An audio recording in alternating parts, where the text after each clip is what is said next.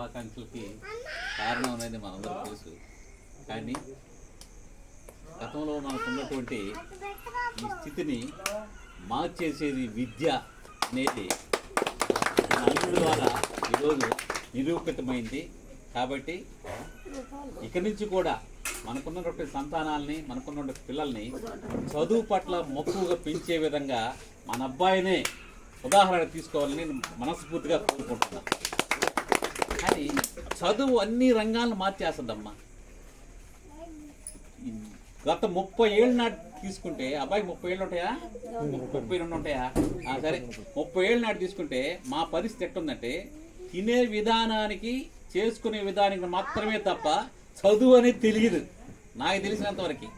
అట్లాంటి దాన్ని చదువు మార్గంగా ఎంచుకొని ఈరోజు ఇంతటి ఉన్నతమైన స్థితికి ఎదిగాడంటే ఖచ్చితంగా ఆ అబ్బాయిని అభినందించాలి. ముందు దాన్ని గుర్తించాడు చదువు యొక్క ప్రాముఖ్యతని. కాబట్టి ఇక నుంచి ఈ ఉద్యోగ ఉన్నతిలో మీరు చేసేటువంటి విధానాలలో ఖచ్చితంగా నీలాగే చదువుకున్నటువంటి వ్యక్తులకి పూర్తిగా సహకరిస్తారని నేను మనస్ఫూర్తిగా కోరుకుంటున్నాను.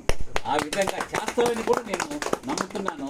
అదేవిధంగా నీ వృత్తిలో కూడా నీకున్నటువంటి ఖచ్చితమైనటువంటి విధాన నిర్ణయాలని తీసుకోవాలని నేను ఖచ్చితంగా కోరుకుంటున్నాను. ఎందుకంటే కొన్ని ఆటంకాలు వస్తాయి మీకున్నటువంటి వాటిల్లో, కానీ ఖచ్చితమైనటువంటి విధానాలని చేయాలని కోరుతున్నాను. దానికి ఉదాహరణగా ఈరోజు నేను ఒక పేపర్లో రాశాడు, ఎవరు, మోహన్ కంద, మాజీ సిఎస్ చంద్రబాబు నాయుడు గారినే అతను కోచింగ్ చేశాడు.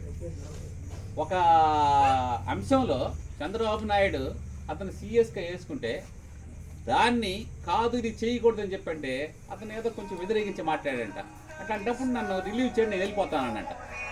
కానీ దాన్ని మళ్ళీ పరిశీలన చేసుకొని అతను చెప్పినటువంటి అక్కడ రాజ్యాంగపరమైనటువంటి ఆ చట్టాన్ని చంద్రబాబు నాయుడు మళ్ళీ అవగాహన చేసుకొని మళ్ళీ ఎమ్మెల్యేని పిలిపించేసి నేనేదో పొరపాటు అనేది చెప్పించగలిగినటువంటి కెపాసిటీ కలిగినటువంటి సీఎస్ ఎవరంటే ఒక మోహన్ కంద మాత్రం చెప్పని రోజు రాశాడు పేపర్లో. అలాంటి నేను అనేది ఏంటంటే నీకు ఎదురయ్యేటటువంటి ఆ సమస్యల్ని అధిగమించడానికి చట్టాలు కంపల్సరీగా రాజ్యాంగపరమైన చట్టాలు మాత్రమే నీకు ఉపయోగపడతాయి. ఈరోజు ఏ విధంగా అయితే నువ్వు సాధించగలిగావో అదే విధంగా నీ వృత్తిలో కూడా నీకు అవరోధం వచ్చే అవరోధాలు తగ్గించుకోవాలంటే చట్టాలు తెలుసుకోవాలి.